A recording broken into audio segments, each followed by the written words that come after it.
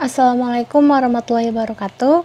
Perkenalkan, saya Tasya Permatalisti dari jurusan Sistem Informasi Bilingual 2018. Di sini saya akan memaparkan tugas UTS saya, yaitu saya akan menjelaskan mengenai kebijakan pengembangan sistem informasi. Selanjutnya membuat aktivitas kerja pada proyek sistem informasi, dan yang terakhir adalah materi mengenai estimasi atau perkiraan anggaran proyek sistem informasi. Yang pertama yang akan saya bahas yaitu mengenai kebijakan dan perancangan sistem. Nah, kira-kira apa sih definisi dari kebijakan sistem? Jadi, kebijakan sistem merupakan landasan dan dukungan dari manajemen puncak untuk membuat perancangan sistem. Kebijakan sistem itu sendiri di antara lain dilakukan oleh manajemen puncak, mengembangkan suatu sistem informasi, menyediakan manajemen dengan informasi yang cukup, dan meningkatkan produktivitas karyawan. Selanjutnya, apa sih definisi dari perancangan sistem? Jadi, perancangan sistem atau system planning adalah pedoman untuk melakukan pengembangan sistem. Hal-hal dalam perancangan sistem antara lain perencanaan sistem yang terdiri dari short range dan long range, mengestimasi kebutuhan fisik yang ditangani oleh planning staff. Sebagai pengembangan sistem dikepalai oleh Staff Development Manager, dan Departemen Pengolahan Data dikepalai oleh Manajer Pengolahan Data. Jadi, perencanaan sistem adalah proses membuat sebuah laporan perencanaan sistem yang menggunakan sumber sistem informasi yang berhubungan dan mendukung tujuan bisnis dan operasi organisasi. Selanjutnya, proses perencanaan sistem itu dibagi menjadi 3 proses utama. Yang pertama yaitu merencanakan proyek-proyek sistem. Nah, untuk merencanakan proyek-proyek sistem ini meliputi yang pertama, mengkaji tujuan. Yang kedua, mengidentifikasi proyek-proyek sistem. Yang ketiga, menetapkan sasaran proyek sistem. Yang keempat, menetapkan kendala proyek-proyek sistem. Yang kelima, menentukan prioritas proyek-proyek sistem. Dan yang terakhir, membuat laporan perancangan sistem.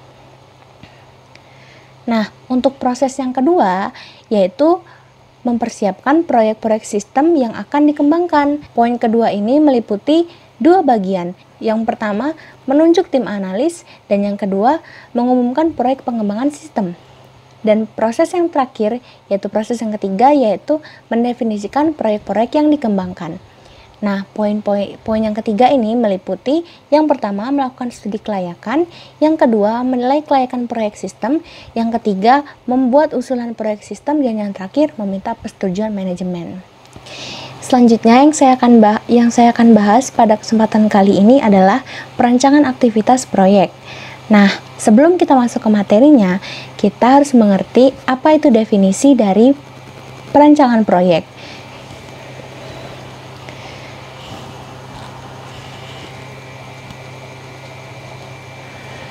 Jadi, perancangan proyek adalah disiplin untuk menyatakan bagaimana untuk menyelesaikan sebuah. Jadi, perancangan proyek adalah disiplin untuk menyatakan bagaimana untuk menyelesaikan sebuah proyek dalam jangka waktu tertentu. Biasanya dengan tahapan yang ditetapkan dan sumber daya yang ditunjuk. Salah satu pandangan dari perancangan proyek bagi beberapa aktivitas antara lain, yang pertama, menetapkan tujuan, yang kedua, mengidentifikasi, yang ketiga, perencanaan jadwal, dan yang terakhir yaitu membuat rencana mendukung. Nah, membuat rencana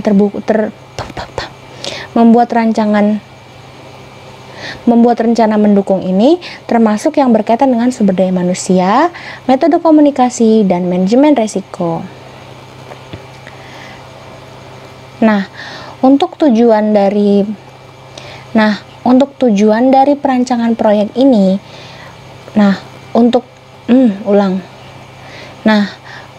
tujuan dari perancangan aktivitas proyek ini sendiri adalah untuk memberikan pandangan bagi para pelaksana proyek terkait sumber daya manusia dan alokasi waktu yang dibutuhkan selama berlangsungnya proyek.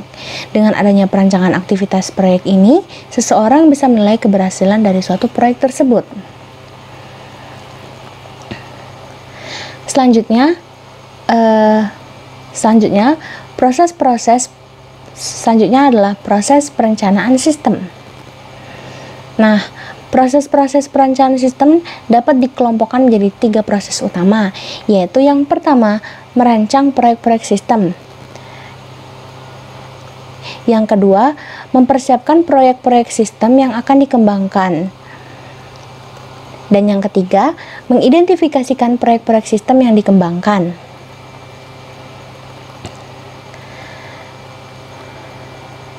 Nah, pada tahap yang pertama, yaitu merencanakan proyek-proyek sistem, itu meliputi yang pertama, mengkaji tujuan.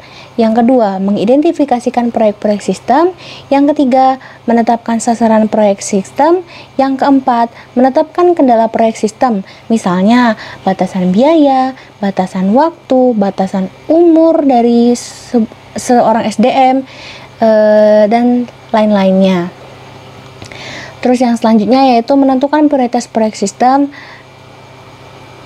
Yang keenam, membuat laporan perancangan sistem. Dan yang terakhir yaitu meminta persetujuan manajemen. Nah, selanjutnya untuk proses yang kedua, yaitu yang mempersiapkan proyek sistem yang akan dikembangkan.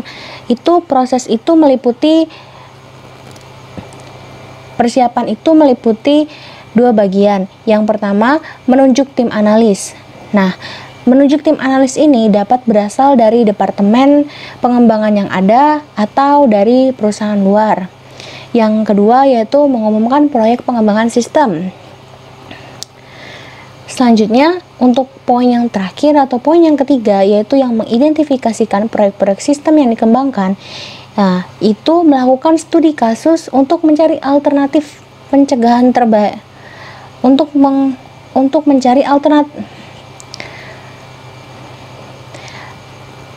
Melakukan studi kasus untuk mencari alternatif pemecahan terbaik yang paling layak untuk dikembangkan. Nah, tahap-tahap ini meliputi beberapa bagian, yaitu yang pertama, mengidentifikasikan kembali ruang lingkup dan sasaran proyek sistem. Yang kedua, melakukan studi kelayakan.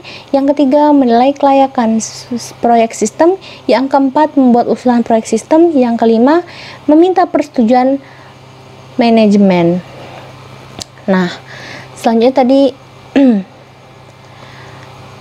selanjutnya yaitu manfaat dari perancangan proyek itu sendiri. Jadi yang kita ketahui, perancangan proyek adalah suatu cara mengolah, mengarahkan, dan mengkoordinasikan sumber daya. Ya, sumber dayanya itu berupa manusia dan material. Nah, di saat mulainya suatu proyek hingga akhir untuk mencapai suatu tujuan yang dibatasi oleh biaya, waktu, dan kualitas untuk mencapai kepuasan. Manfaat-manfaat dari manajemen proyek ini sendiri yaitu antara lain yang pertama, mengidentifikasikan fungsi-fungsi tanggung jawab. Yang kedua, meminimalkan tuntutan pelaporan rutin. Yang ketiga, mengidentifikasikan batas waktu untuk penjadwalan. Yang keempat, mengidentifikasikan metode analisis peramalan. Yang kelima, mengatur prestasi. Yang kelima, mengukur prestasi terhadap rencana. Yang keenam, mengidentifikasi masalah dini dan tindakan perbaikan. Yang ketujuh, meningkatkan kemampuan estimasi untuk rencana. Dan yang terakhir, mengetahui jika sasaran tidak dapat tercapai atau terlampaui. Selanjutnya yang akan saya bahas yaitu mengenai alat bantu pengelolaan proyek. Nah, yang kita ketahui itu ada banyak, tapi yang di sini yang saya akan jelaskan yaitu yang Work Breakdown Structure atau WB, yang biasa kita sebut WBS. Jadi apa definisi dari WBS itu sendiri? WBS adalah daftar kegiatan atau target dari ruang lingkup suatu proyek yang terorganisir dan bisa dibuat dengan menggunakan project management tools. Nah, untuk membuat WBS itu sendiri ada 2 pendekatan khusus, yaitu yang pertama yaitu berdasarkan tujuan proyek atau berdasarkan timeline proyek. Untuk pendekatan pertama itu dilakukan dengan mengidentifikasikan seluruh tujuan yang harus diselesaikan sesuai dengan iterasi yang setelah dibuat. Kemudian WBS mengidentifikasikan setiap tugas yang diperlukan untuk membuat setiap tujuan. Nah, sedangkan untuk pendekatan yang kedua, yaitu pendekatan berdasarkan timeline project, setiap tugas dikerjakan sesuai dengan urutan timeline dari aktivitas yang diperlukan untuk mencapai tujuan akhir. WBS menyediakan sebuah struktur hierarki yang bertindak sebagai jembatan atau penghubung antara ruang lingkup proyek dan rencana rinci proyek yang akan dibuat dengan menggunakan sebuah software project management. Salah satu software yang bisa digunakan untuk membuat WBS yaitu Microsoft Project. WBS mengurai atau membagi proyek ke dalam komponen lebih kecil dan lebih mudah diatur dengan yang biasa disebut dengan work package.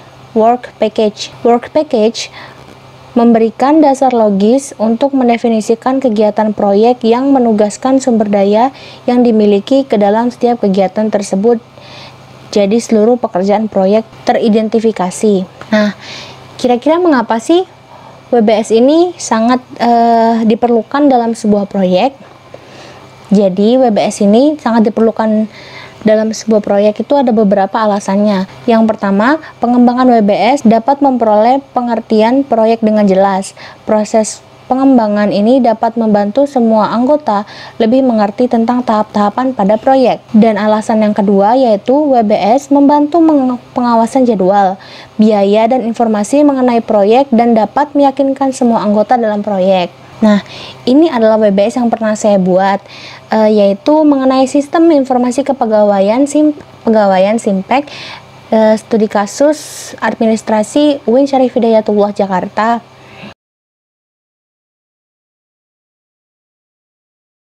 Membuat work breakdown structure atau WBS pada suatu proyek sangatlah penting karena dapat mempercepat waktu pengerjaan suatu proyek. Pengerjaan pada setiap anggota pun jadi lebih ringan karena pembagian kegiatan lebih detail. Seperti yang kita ketahui, metode-metode ini sangat banyak, tapi pada kesempatan kali ini saya hanya akan menjelaskan dua metode, yaitu yang pertama metode System Development Life Cycle atau SDLC, dan yang kedua yaitu metode Waterfall. Kita masuk yang pertama dulu. Jadi metode System Development Life Cycle atau yang biasa disebut SDLC adalah metode pengembangan sistem yang pertama kali dilakukan. Makanya disebut dengan metode tradisional. Metode ini prototipenya adalah tahap-tahapan pekerjaan yang dilakukan oleh analis sistem dan programmer dalam membangun sistem informasi. Adapun tahap-tahap dari SDLC ini adalah yang pertama melakukan survei dan menilai kelayakan proyek pengembangan sistem informasi. Yang kedua mempelajari dan menganalisis pemakaian sistem informasi. Yang ketiga menentukan permintaan pemakai sistem informasi. Yang keempat memilih solusi atau memecahkan masalah yang paling baik. Yang kelima, menentukan perangkat keras dan perangkat lunak komputer. Yang keenam, merancang sistem informasi baru. Yang ketujuh, mengkomunikasikan dan mengimplementasikan sistem informasi baru. Dan yang terakhir, memelihara dan melakukan perbaikan atau peningkatan sistem informasi yang baru. Selanjutnya, metode yang kedua adalah metode model air terjun atau yang biasa kita sebut yaitu waterfall. Nah, metode waterfall ini sering kita sebut dengan metode sequential linear. Metode pengembangan sistem ini yaitu yang paling tua dan yang paling sederhana. Metode waterfall itu sendiri memiliki beberapa kekurangan dan kelebihan. Kelebihan dari metode waterfall ini adalah yang pertama, kualitas dari sistem yang dihasilkan akan baik. Ini dikarenakan oleh pelaksanaan secara bertahap sehingga tidak terfokus pada tahapan tertentu. Yang kedua, dokumentasi pengembangan sistem sangatlah terorganisir karena setiap fase harus terselesaikan dengan lengkap sebelum melangkah ke fase berikutnya. Jadi, setiap fase atau tahapan akan mempunyai dokumen tertentu. Nah, metode waterfall ini juga memiliki beberapa kelemahan. Di antaranya adalah yang pertama, Diperlukan manajemen yang baik, karena proses pengembangan tidak dapat dilakukan secara berulang sebelum terjadinya suatu produk. Yang kedua, kesalahan kecil akan menjadi masalah besar jika tidak diketahui sejak awal pengembangan. Kita lanjut untuk membahas estimasi biaya dan penganggaran proyek. Jadi, salah satu yang penting dalam pembuatan proposal proyek adalah estimasi biaya. Estimasi biaya ini sendiri harus kita lakukan dengan hati-hati, karena bila kita melakukan dengan sembrono, kita dapat membuat biaya yang dibutuhkan dalam proyek ini sangat terlampau tinggi, sehingga menyebabkan kerugian bagi beberapa pihak, sehingga menyebabkan kerugian dan kita tidak bisa bersaing dengan perusahaan-perusahaan lain yang menawarkan harga lebih murah tetapi dengan hasil yang sama. Setidaknya ada 3 pokok dalam memperkirakan biaya, dilihat dari cara pengumpulan informasinya, yaitu yang pertama, perkiraan biaya secara top and down. Jadi ini nanti manajer puncak akan memperkirakan estimasi biaya itu sendiri. Selanjutnya estimasi itu akan diturunkan ke manajer-manajer yang bawah-bawahnya. Pada saat manajer yang paling bawah itu tidak bisa mengusulkan lagi estimasi biayanya, beliau hanya bisa mengkoreksinya saja. Yang kedua adalah perkiraan biaya secara bottom up. Untuk metode ini, yang pertama-tama dilakukan adalah merinci pekerjaan proyek dengan sedetail-detail mungkin.